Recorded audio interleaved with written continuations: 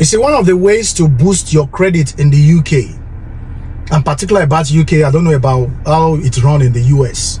One of the ways to either boost your credit rating in the UK or to bring it down completely from 100 to 0. I will mention some of the ways for which you can boost your credit rating in the UK. You understand? Because your life is kind of surrounded around your credits in the UK. Everything about you is surrounded, because that is when you'll be able to apply for XYZ. Maybe, for instance, you want to go on credit card, you want to go on car finance, you want to buy a property, you want to even open some store card, you want to have some store cards, or you want to get different kinds of things in the UK. Your credit will determine whether you are fit or you are eligible, or you can afford those things, or whether they can actually trust you with some of these things. You can actually get loan, you know, if your credit rating is really, really good. Now, there was a conversation I had with one of people on my platform with regard to credit card in the UK. Credit card. Now, a lot of people say, oh, I can't spend credit card. I don't like using credit card to buy something. Listen to me. Let me tell you something. If you spend money on your credit card and you pay the money back, you are actually helping yourself by boosting your credit rating. By boosting your credit in the UK. See, when you pay your direct debit monthly, when you don't miss on your direct debit, you are actually boosting your credit rating in the UK.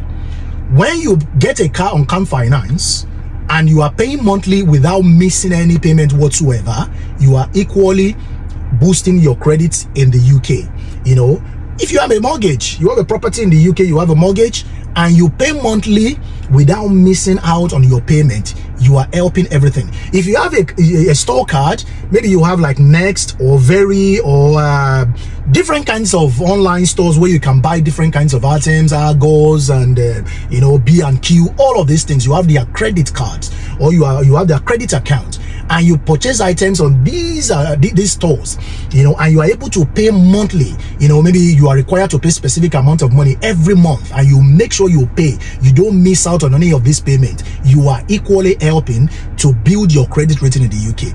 Let me tell you something. For instance, you want to buy a car worth £25,000. Are you going to go into your house, bring £25,000 cash and go and buy the car? There are people doing so. There are people that have more than that. There are people that can equally close their eyes and buy a car worth £100,000. Yeah. But how many of you, how many people can do that in the UK? You buy your cash, you buy your house cash, you buy your card cash, you buy a shoe worth about £500 cash. I know a lot of people do it, but what is the percentage of people that can do this outright? So what that means is that you do quite a whole number of things surrounding your credit in the UK. And what am I trying to bring out from this video? You need to guide your credit. You need to guide it very jealously in the UK. You understand? If you have any direct debit, try not to miss up, because as you can boost your credit rating in the UK through all of those things that I've mentioned, you can equally bring it down through all these things that I've mentioned. So if you want to continue to have good credit rating in the UK, whereas you'll be able to request maybe £5,000 from your bank, keep up the good credits, you know, where you'll be able to go for a particular car finance and you are given. Keep up the good credit. Don't be scared about that credit card you have. Spend it. The reason why you are given £5,000 on that credit card is for you to be able to use it and pay the money back.